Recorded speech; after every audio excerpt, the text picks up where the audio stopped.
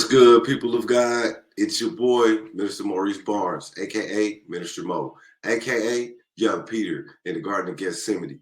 I'm your host for Church in the Streets, and I want to welcome you all back to the conversation. In a world that wants men to be a lot of things, I want to talk about being a mighty man. I know the world wants us to be Superman, to be all these ideal things, but I challenge you all, just simply be mighty. For it's the mighty man who will have the drive and the discipline to finish the Ironman marathon we running. All of you familiar with the Ironman decathlon, right? This is where you got the men that are the best of the best competing in 10 events that cover all kind of stuff from the 100-millimeter sprint, the long jump, shot put, high jump, 400-meter race, 110-meter hurdles, the discus, the pole vault, the javelin. And then after they've done all that, they got to run a 1,500-meter race. This race isn't definitive of manhood. I really don't know what else is. It's like we have to do all these things. We got so much that we're expected to do. And then when we accomplish those things, there's still one big task to complete. And it's going to take everything in us to finish, which is why I say in all things be mighty. But all this month, I've been studying the life of David.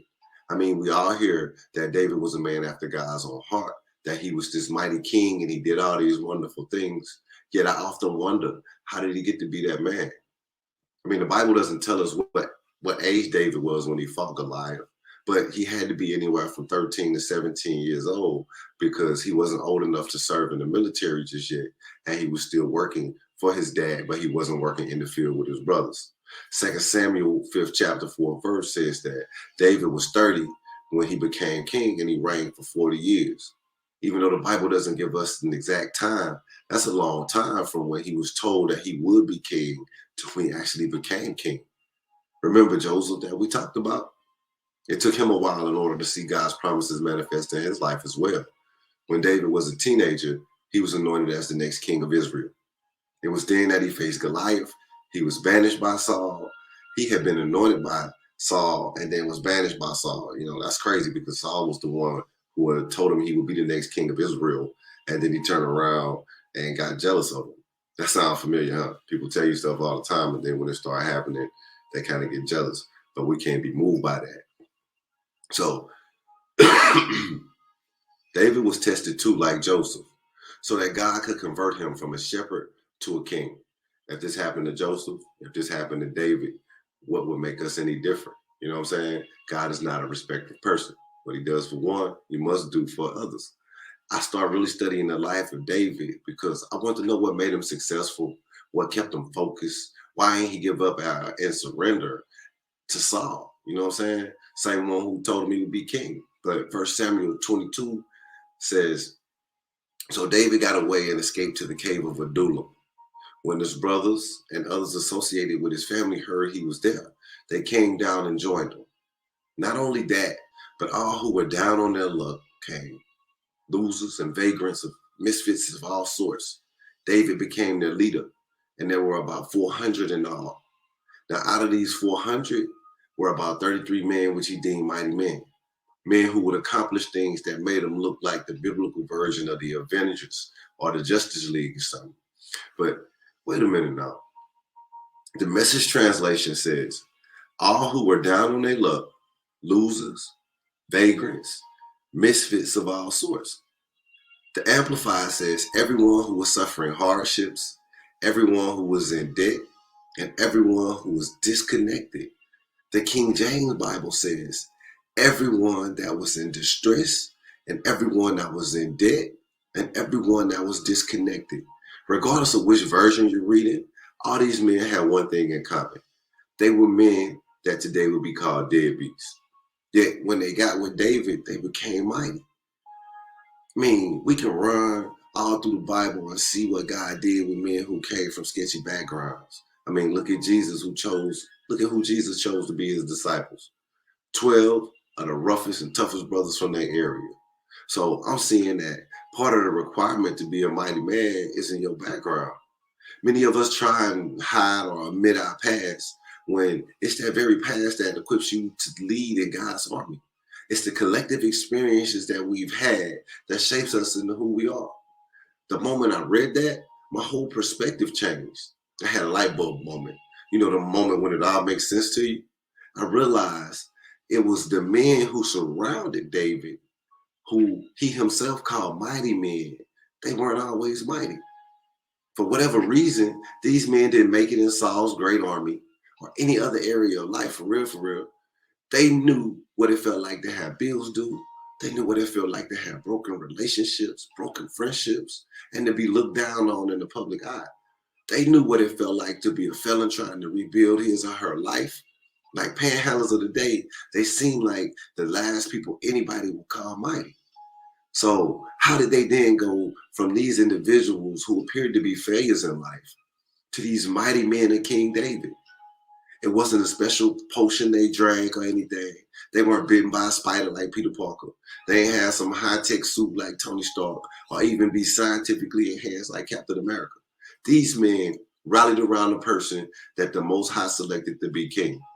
And in doing so, they connected with God's purpose and stepped into the spiritual conflict between good and evil on God's side. And as a result, they received his power. This meant they had to stand up against Saul and the Philistines and the Moabites and all who opposed God. I saw that in order to become like these mighty men, we too, must be warriors who can win 6 battles within our own lives. 3 we may cover tonight, probably just 1 though. And then next week we're gonna cover the rest and finish up. And if not, we're gonna keep it going until we do, because these 6 battles are important, man. These are 6 battles that every man must win. Every man, if you want to be mighty. The battle for your identity, the battle for your personal holiness, the battle for your family, the battle for endurance through pain, the battle for your friends, and the battle for a strong faith. Tonight, we're going to cover the battle for endurance through pain. And the Bible says that we must fight for our identity. Well, we don't finish tonight. Again, we're going to pick up next week. But there's a man named Bill Perkins who wrote the book that I'm reading now, 6 Battles Every Man Must Win. And he said, if you're going to win the battle, if you're going to win the war for your heart, we must understand our pain and have a strategy to fight through it effectively.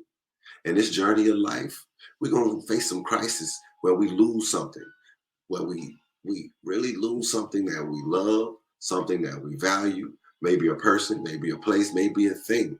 But it's in those moments that we realize we don't have the strength we thought we had physically. We don't have the strength we thought we had politically. We don't have the pull we thought we had sexually, relationally, financially. We don't have the knowledge, the positive thinking, or the personal pull we thought we had.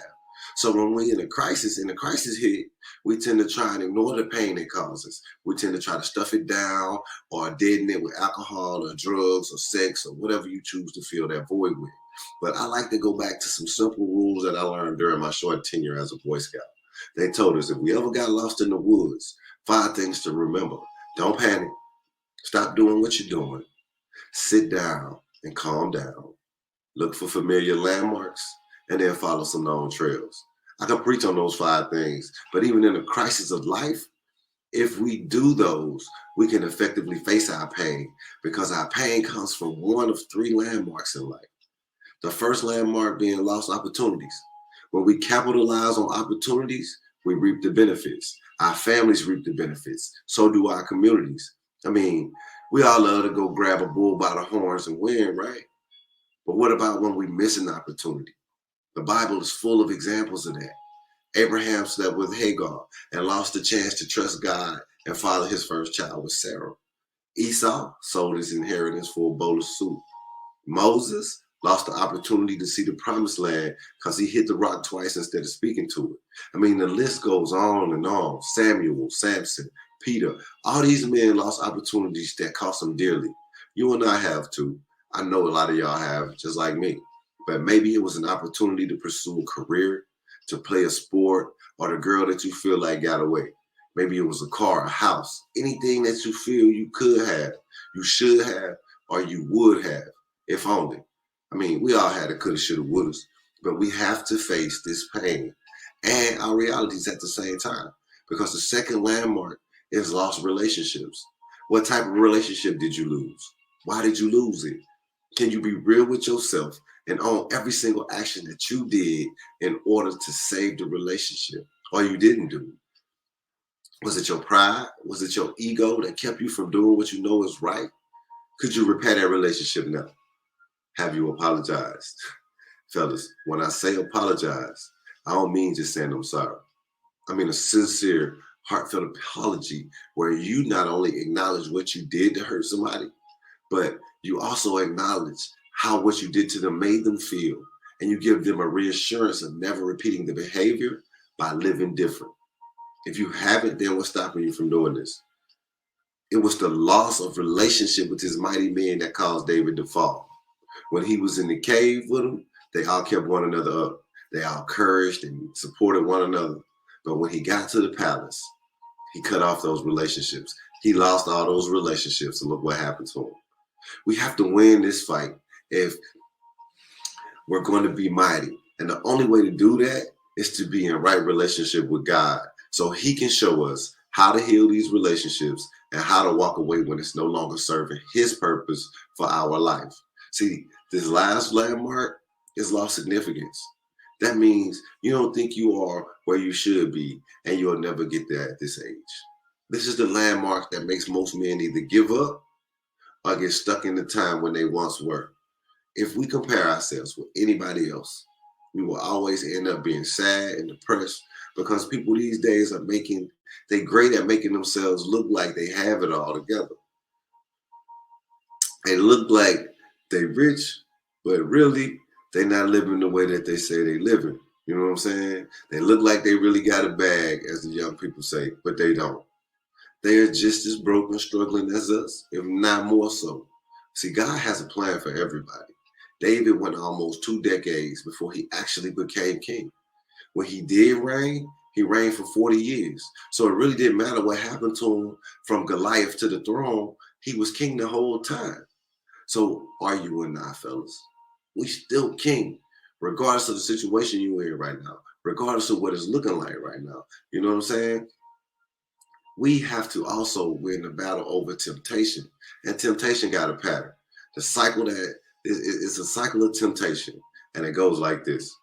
First, the flesh is aroused. You're enticed. And you walking through the gym on your way to the bench press. You see Shorty on a treadmill. You don't stand too long, but you see that thing. The second is when the will is activated. That's conception. Yeah, you've been looking at her for the last few times. You've been going to the gym because you're thinking about that wagon she was dragging. That devil, he's so doggone slick, y'all, that today she's sitting on the bench that you normally use for your workout. Not only is she using your bench, but when she see you, she smiles, she speak, because she been watching you while you've been watching her. That's sin, though. Then it's the birth. It's when the sin is committed. I mean, birth usually always follow conception, right? So yeah, you saw that thing. Yeah, you thought about that thing. And then the devil put you in position to make a decision. And you chose to sit down on the bench and talk to her. She gave you the number. Now you at her crib laid up because you smashed that thing. And not only that, but you kept going back. You stopped going to the gym, and now the gym is your alibi. And the last cycle of temptation is death. The relationship with God and others is lost. Now you done gone there. You hiding from God like he can't see you, like he ain't know you were going to do what you did. So now your blessings being blocked. Turns out old girl messy. So she posting selfies of y'all on Facebook and IG and TikTok videos of you at her crib. Now your girl know the truth. She gone. If you got kids, that child support and all that come with co-parenting happening. If you in ministry, now your congregation hurt. You got to step down, be sat down. If you in politics, your career pretty much over. But more importantly, sin separates us from God and his protection and provision. But we have to learn to recognize the cycle of temptation and stop it at whatever stage we catch ourselves in. It's not bad if you catch it and repent for it. But how many of us gonna do that? I chose this battle first because it's the battle that King David lost. No doubt in my mind, that night he sent his servant to holler at Bathsheba for him. It wasn't his first time seeing her taking a bath. I mean, he walked out on this roof many a nights before, and maybe this night, he only went out there to see if she was there. Either way, I believe that if he had those mighty men around him to talk to and vent his feelings to, he wouldn't have gone as far as he did with her. I mean, look at all the chaos that followed him giving in to the cycle of temptation. He went as far as having Uriah, one of his boys, one of his mighty men, sent to the front line to be killed. I mean, come on, bro. If it happened to David, it can and will happen to us. So this is really where we are in warfare, y'all. I mean, this is real life spiritual warfare. We are in a spiritual war for our salvation and the souls of others who need to be won for the kingdom. In order to do so, we got to be like these mighty men of David and win these battles in our own lives first. We got to do that. I mean, this all the time we have for the night, y'all. I really want to keep the conversation going, but we got to pay the bills. We got to keep the time right, and we got to make sure we're doing what we're supposed to be doing with what God has promised us. So next week, we're going to cover the rest of these 5 battles: the battle for your identity, the battle for your personal holiness, the battle for your family, the battle for your friends, and the battle for your strong faith. So come on back and finish the conversation. I'm Minister Maurice Barnes, a.k.a. Minister Mo, a.k.a. Young Peter in the Garden of Gethsemane. I've been your host for Church in the Streets. It's been real good tonight. Y'all